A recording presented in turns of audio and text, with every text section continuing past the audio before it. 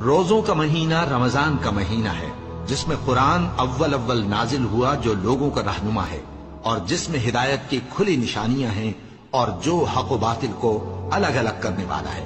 تو جو کوئی تم میں سے اس مہینے میں موجود ہو چاہیے کہ پورے مہینے کے روزے رکھے، اور جو بیمار ہو یا سفر میں ہو تو دوسرے دنوں میں روزے رکھ کر ان کا شمار پورا کر لے۔ اللہ تمہارے حق میں آسانی چاہتا ہے اور سختی نہیں چاہتا،